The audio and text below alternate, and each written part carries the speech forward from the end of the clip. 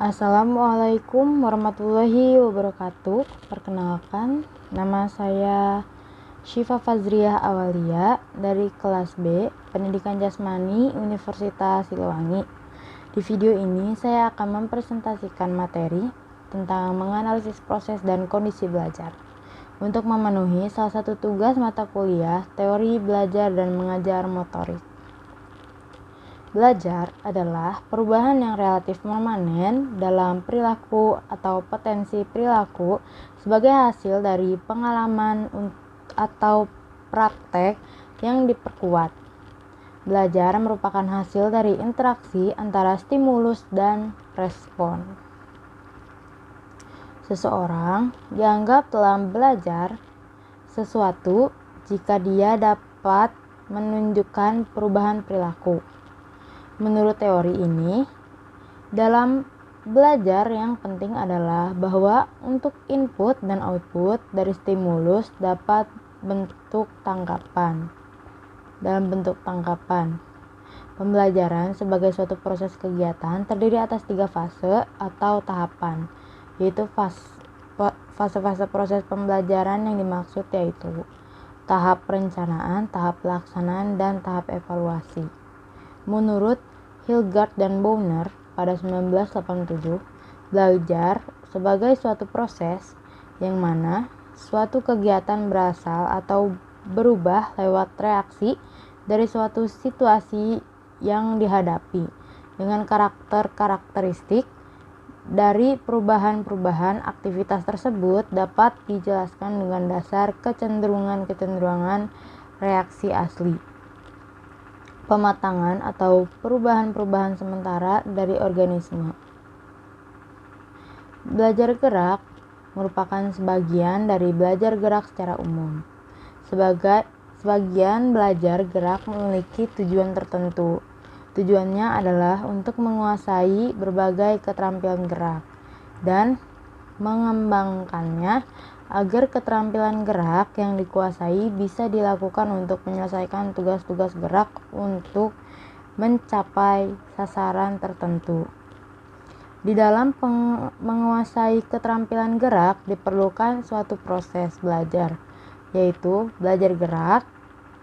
Proses belajar gerak pada hakikatnya berbeda dengan proses belajar pada yang lain. Berbeda dengan belajar kognitif dan belajar afektif. Beberapa ahli yang telah berusaha melakukan teorinya antara lain adalah Paul Vince dan bersama Michael Posner. Kemudian juga Adam.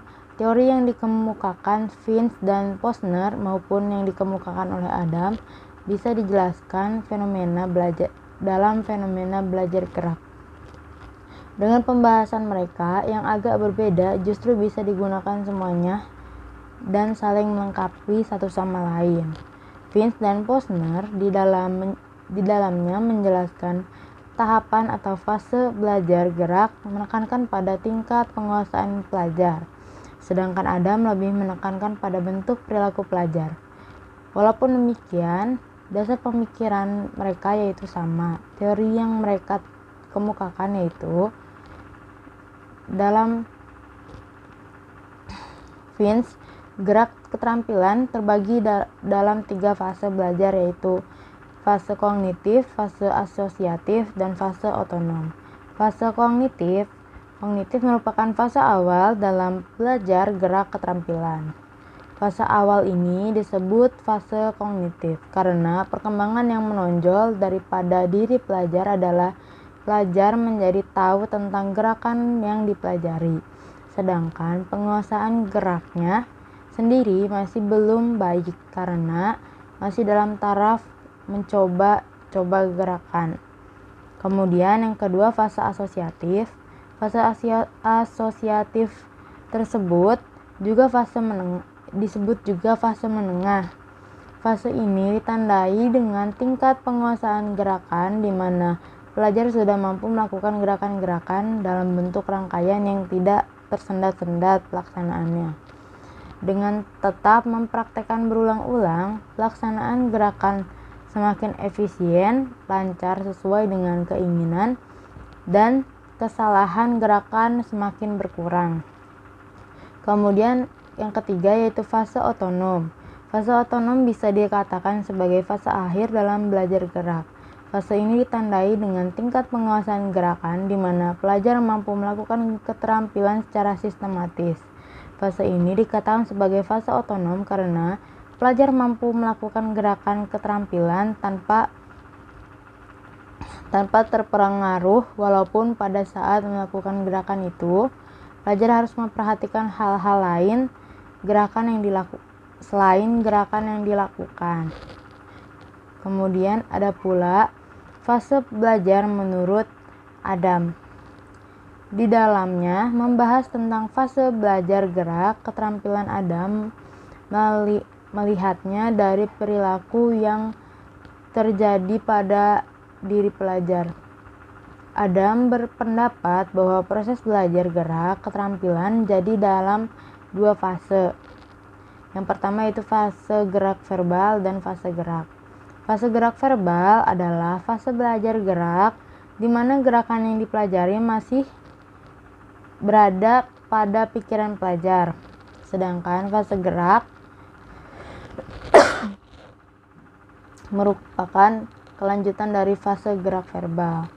Pada fase gerak ini, karena penguasaan geraknya sudah baik, maka pada saat melakukan gerakan seolah-olah tidak memikirkan lagi gerakan yang sedang dilakukan. Di sini seolah-olah antara aktivitas gerak tubuh dengan aktivitas berpikir bisa dipisahkan. Kemudian pengertian kondisi belajar gerak. Kondisi belajar merupakan suatu istilah yang digunakan dalam dunia pendidikan yang mempunyai pengertian tertentu. Kata kondisi bisa diartikan keadaan atau syarat, sedangkan belajar bisa diartikan menjadi perubahan, pembawaan, atau kemampuan setelah menjadi proses edukatif. Dari kedua kata tersebut dapat dijelaskan pengertian kondisi belajar adalah suatu keadaan yang diperlukan agar proses belajar bisa berlangsung sesuai dengan tujuan yang hendak dicapai. Kemudian, keadaan yang diperlukan agar proses belajar terjadi mencakup keadaan yang ada pada diri pelajar dan perlakuan yang dikenakan pada pelajar. Kondisi belajar harus disesuaikan dengan jenis belajar yang ditangani dalam proses belajar mengajar. Kondisi belajar yang sesuai untuk belajar kognitif, belajar afektif, dan belajar gerak adalah berbeda-beda. Masing-masing jenis belajar tersebut perlu penanganan yang berbeda-beda dalam proses belajar mengajarnya. Kondisi internal adalah keadaan yang harus ada pada diri si pelajar. Kondisi internal dalam belajar gerak meliputi dua macam, yaitu pelajar harus mengingat bagian-bagian gerakan keterampilan. Pelajar harus mengingat urut-urutan rangkaian gerakan. Mengingat bagian gerakan yaitu untuk mempelajari gerakan keterampilan hanya dimungkinkan apabila pelajar memiliki modal berupa kemampuan melakukan gerakan-gerakan yang merupakan dasar bentuknya gerakan yang baru. Misalnya agar pelajar dimungkinkan mempelajari keterampilan gerak menggiring bola, harus terlebih dahulu mampu berjalan atau berlari. Kemudian mengingat urutan rangkaian gerak. Gerak keterampilan pada dasarnya merupakan rangkaian dari gerakan-gerakan. Apabila pelajar tidak bisa mengingat urutan rangkaian dari gerakan-gerakan, maka ia tidak akan mampu melakukan gerakan keterampilan yang baik. Contohnya, masih mengenai belajar gerak, yaitu gerak permainan bola basket.